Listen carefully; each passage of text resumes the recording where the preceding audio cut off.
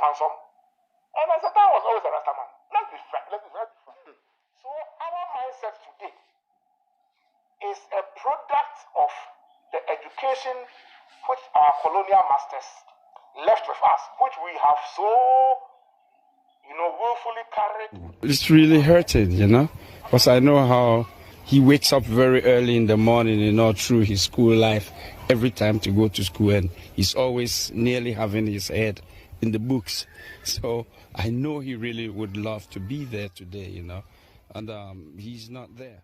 So it's very hard. The only reason why a white student will be told to cut their hair because it's long, but then a black person will be asked to cut their hair, it's because we've been trained to understand that when we were kids, the headmistress was I feel I'm missing out because the very first day of SHS, it's something new, and missing that particular first day, it's irreplaceable. That's how I feel. So I'm really looking forward to being admitted as soon as possible. From childhood, it is not our fault. And so it will take something monumental, it will take something extraordinary, something paradigm, to cause that transition from the colonial legacies that we are carrying. And the discussion we're having today is very, very relevant. No one is at fault. No one is at fault. The old students of Achimota and St. John's, all those people, they are not at fault. Because we attended the same schools with them. And we were taught that the black man was derogatory. We were taught, don't we know? We were told that the Satan was a Rasta man. Well, not Rasta man necessarily, but of course, Satan was always painted as black, so...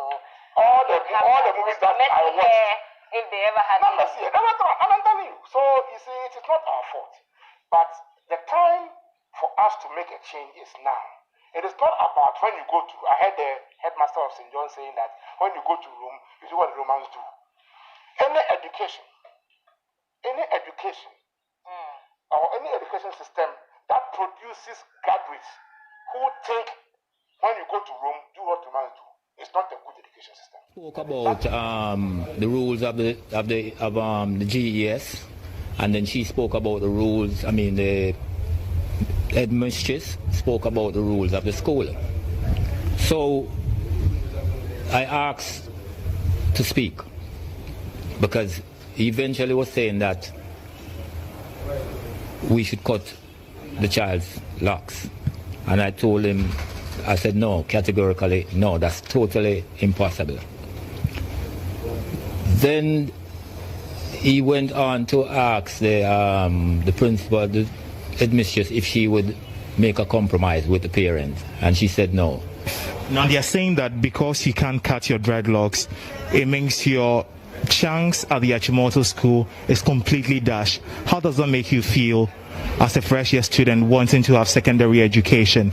I'm really depressed. I'm broke down because I actually thought I was going to get in there. I thought we were going to compromise, but that person is operating on a cake mentality, if I may say.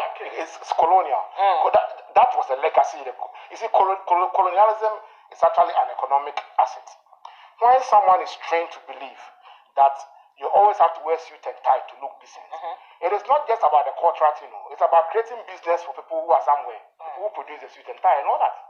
And so colonialism left a legacy, and that legacy was built in our educational system. That is why today, for example, even today, if you go to our courts, there are certain code of conduct, suit and tie. Suit and tie was a colonial legacy. Okay, it is. And the wig in the court. Exactly. And so, and we are still protecting it, right? They are all relics of colonialism that we are still upholding. Why are we upholding them? We are upholding them because we're trained in that system. Okay, so the system we're trained to understand that decency means cutting your hair. That's decency. And that indecency means keeping a bushy hair or a dreadlock hair. That is how we were oriented or how we were educated when we were in secondary school.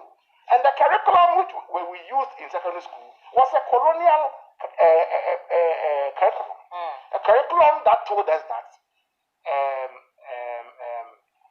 Jesus was white. And then Satan was black.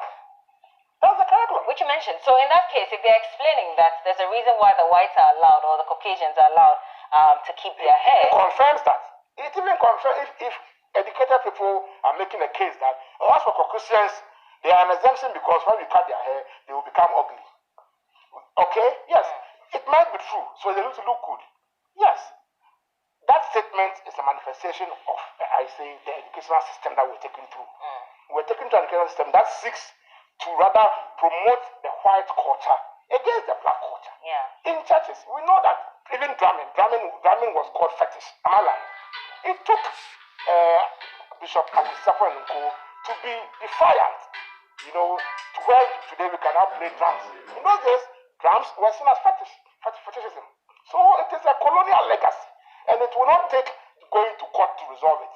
It will not take, it will take an entire generation of educational system that reorients our mindset about what is decent